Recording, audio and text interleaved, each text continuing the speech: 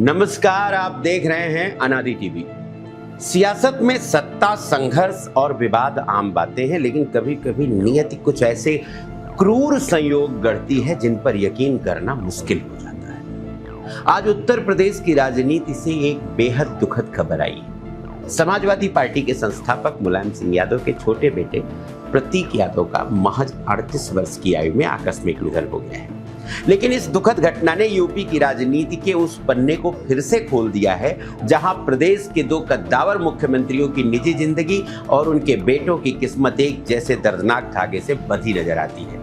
एक ऐसा संयोग जहां दूसरी पत्नी और बेटों को बहुत देर से आधिकारिक मान्यता मिली और उन बेटों को अल्पायु में ही मृत्यु हो गई। देखिए अनादि टीवी की यह विशेष रिपोर्ट। राजनीति की चकाचौंध से दूर रहने वाले प्रतीक यादव अब इस दुनिया में नहीं है।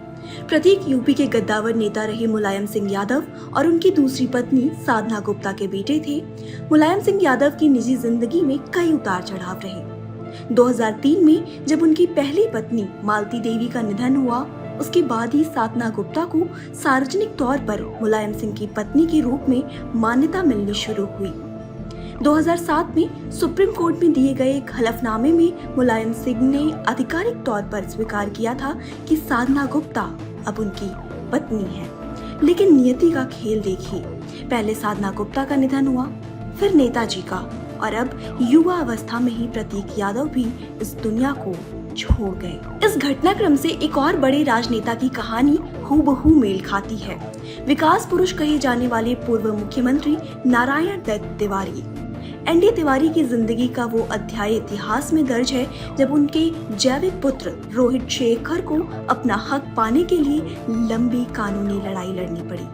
अदालत के हस्तक्षेप और डीएनए टेस्ट के बाद ही ये साबित हो सका कि रोहित शेखर तिवारी जी के ही बेटे हैं। आखिरकार 14 मई 2013 को 88 वर्ष की उम्र में एनडी तिवारी ने उज्ज्वला शर्मा से विवाह किया और रोहित को अपना नाम दिया।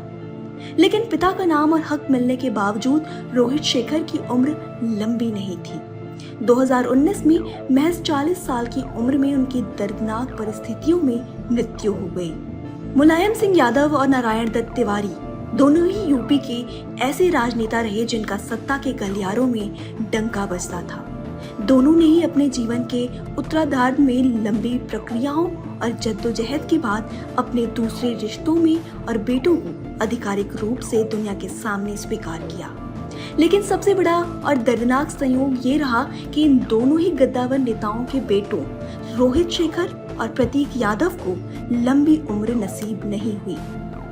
पिता की राजनीतिक विरासत के साए में पले इन दोनों ही बेटों का जीवन कालचक्र ने बहुत जल्दी समेट लिया। सियासत के पन्नों में नेताओं की उपलब्धियां दर्ज होती हैं, लेकिन उनके परिवारों के हिस्से में जो दर्द आता है वह अक्सर बंद दरवाजों के पीछे ही रह जाता है। रोहित शेखर और अब प्रतीक यादव का इतनी कम उम्र में जाना यह सोचने पे मजबूर करता है कि सत्ता और शोहरत के सर्वोच्च शिखर पर बैठे लोग भी अंततः नियति के बनाए चक्रव्यूह के सामने बेबस ही होते हैं।